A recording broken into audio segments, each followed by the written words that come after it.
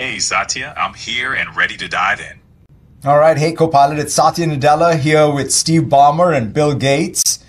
Act as a high-energy, engaging interviewer as we celebrate Microsoft's first 50 years and kick off our 51st year. I want you to ask a lot of sharp, playful questions, make it feel conversational. Feel free to get involved and opinionated yourself on our answers. And I also want you to only ask one of us one question at a time. Kick us off, Copilot. Absolutely, Satya. Let's get this party rolling. Steve, I'll start with you. Thinking back to your dynamic years at Microsoft, what's the most thrilling tech battle or competition you remember? And what did you learn from it? Well, it had to be in the competition with IBM to kind of body slam them, if you will, in the operating systems business. They were the big, bad machine of years past, and they had this product, which we had worked with them on. I'll be fair, OS2, we had Windows, and that was sort of a fight for all that essentially came afterward. And it was scary. It was a lot of fun. And it's not the last battle like that Microsoft will face, I think. Steve, I love that fire. Now, let's turn to Bill. You've been a visionary from day one. Looking back, which prediction or bet on the future are you most proud of getting right, and why? Well, Microsoft was basically a bet that software would be valuable. That as the cost of computing went from very expensive to almost free, that it would give people a lot of great new tools, a lot of productivity to write software. And so we were never about any single software product, although Windows and Office drove our success. We were about being really fast at developing software and being good at hiring the best people and staying out in front of what that new computing allowed us to do. Betting on software's potential. Spot on. Now, Satya, you've been steering Microsoft through the AI and cloud era. What's the boldest vision you see for the next 50 years? And how do we get there?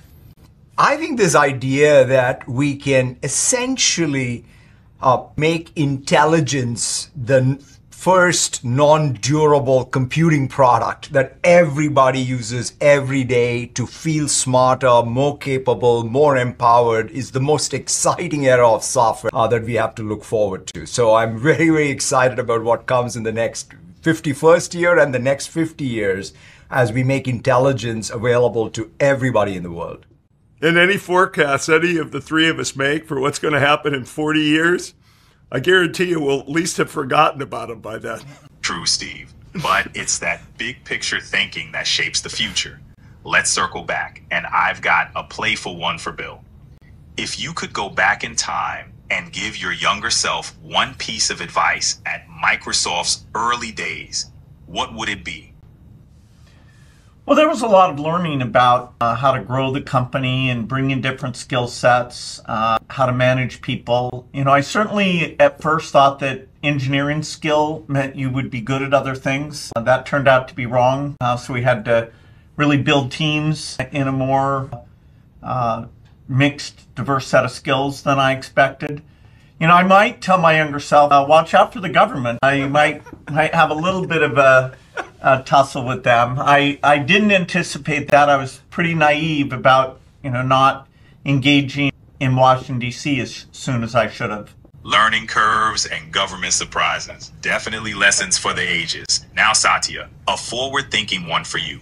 If you could invite any figure from history to see the impact of Microsoft today, who would it be and what would you show them first? I would say, maybe Newton and sort of have him say, does reasoning scale? And ask him the question, and say, hey, give us sort of your point of view on what is this thing of reasoning using compute and how does it scale? That'd be a brilliant meeting of minds, Satya. Newton exploring the frontiers of reasoning and intelligence through compute. That's a conversation for the history books. Steve, your turn. If you could take Microsoft into any new industry or direction today, where would you go and why? Right now, there's so much opportunity with what's available with AI. it's hard to say. And I pushed Satya on this a few times. I call it drilling new oil wells and looking for more oil. At this stage, I think the key is actually to branch out, to get wider, to use the core capability and build all the adjacencies around the core AI. You still have to keep digging deeper, but there's going to be so many applications that push off of it, and enough of them are adjacent to what Microsoft's good at that I'd probably say you don't need too many more oil wells, but man, you need to dig deeper and a little broader. Well, maybe Copilot, you want to wrap it up by asking, or maybe giving us each an AI roast? All right, Satya, let's spice it up. Steve, we'll start with you.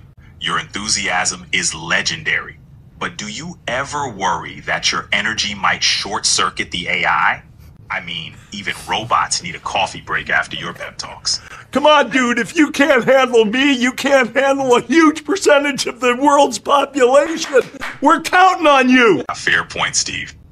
Now, Bill, you've got that signature thoughtful gaze, but do you ever think the AI might feel intimidated by your intense thinking face? I mean, it's like it's waiting for a blue screen moment. I hope so. I mean, that's all I've got left is these AIs get so damn intelligent. It's just that gaze and my willingness to criticize that differentiates me.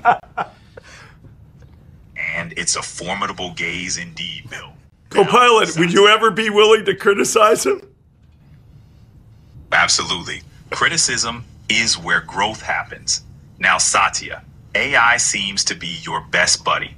But ever worry that your deep passion for AI could one day have it running the show, leaving you to just enjoy the ride? Well, the day AI can play like the best cricket player that I enjoy, that's the day it can run the show, as far as I'm concerned. Touche, Satya. Let's see if it can hit a century in cricket, and then we'll talk. This has been a blast, gentlemen. Here's to another 50 years of innovation and adventure. Cheers. Cheers. Cheers.